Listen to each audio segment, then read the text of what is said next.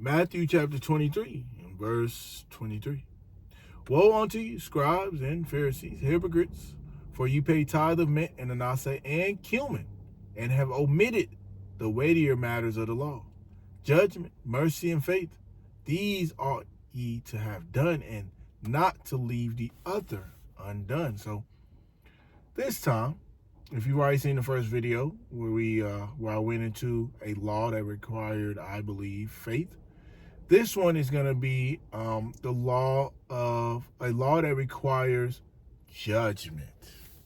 So Hamashiach says that he alludes me to think in this writing here that there are heavier laws and heavier matters than others. So he says you should definitely do them both. They pay tithe of mint, and not saying cumin, but his rebuke is that they left the weightier matters undone. He said you should have done both of them. So all praise to the Most High. Prayerfully,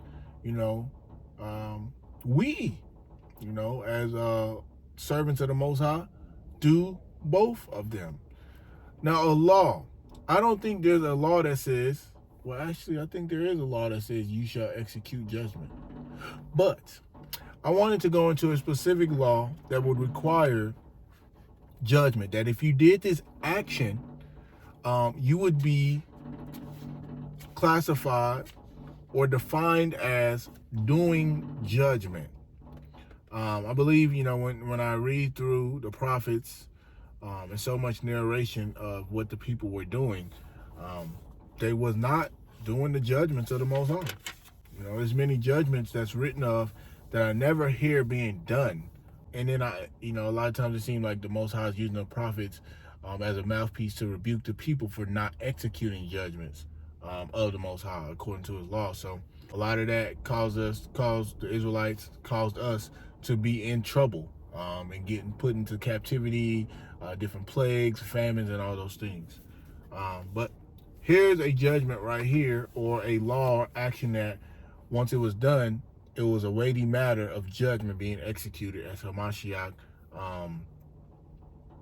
said that we should do, commanded.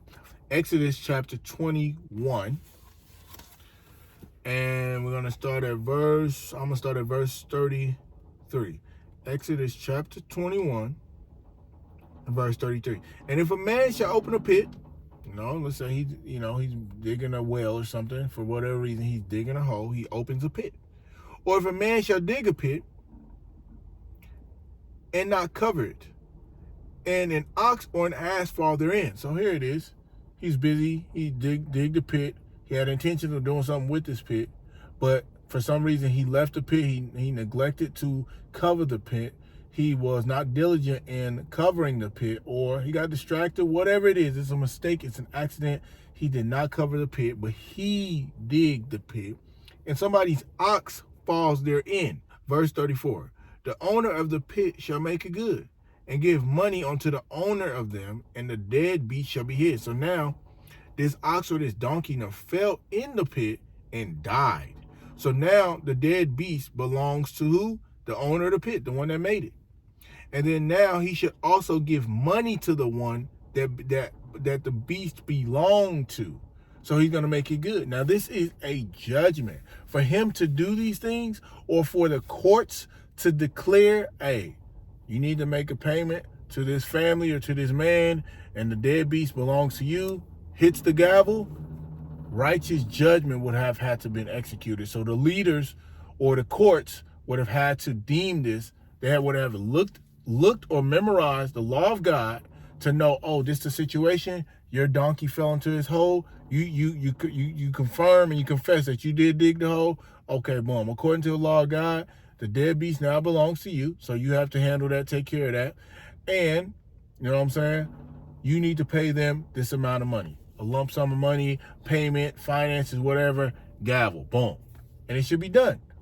Or, if there's no court system, so how can we translate this to today? Romans 7:14 says what? That the law is spiritual, right? So this is not only just, oh, it's a donkey. It wasn't a donkey. His dog fell in there. Oh, it wasn't a donkey. I was on the sand and I was digging a sand castle and some little child ran through, and because I didn't cover the hole, I walked away, went to go get a beer or something, and now I come back and I see everybody hovering over this little child because he tripped in the pit that I made and left it. What should I do according to the law of God? Well, since the law is spiritual, boom, here it is. You know, you have to take him to the hospital. He needs an ambulance. I'll try to cover all the fees. I'll assist as much as I possibly can. If I can cover it all because I have it, I'll do it. If not, can I set up a payment plan? Can I put it on a credit card? Can I do this, that, and the other? You should make it good. First of all, get that pit out the way now. Second of all, assist this person with whatever finances they're going to need because of your ill doing. Love your neighbor as yourself. It's in the details. Looking well to your neighbor's going. If I do this, could this cause harm to my neighbor?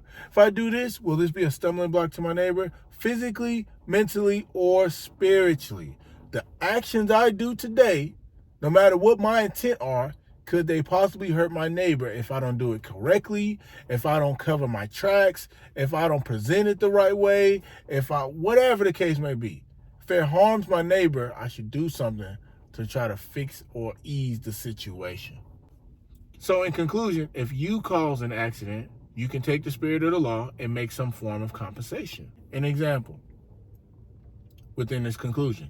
If you borrow someone's phone charger and lose it, buy them a new one. And not a cheaper version, but equivalent or better. Love thy neighbor as thyself is in the details. Romans chapter 13 and verse 10. So again, this, I believe for one to do such a thing, this will be a weighty matter, heavy matter, heavier than you tithing. I'm not saying cumin. Not saying you shouldn't do the less heavier commandments, because Hamashiach definitely said you should not leave one undone. You should do them both. Love worketh no ill to his neighbor. Therefore, love is the fulfilling of the law. Praise Abba. Shalom.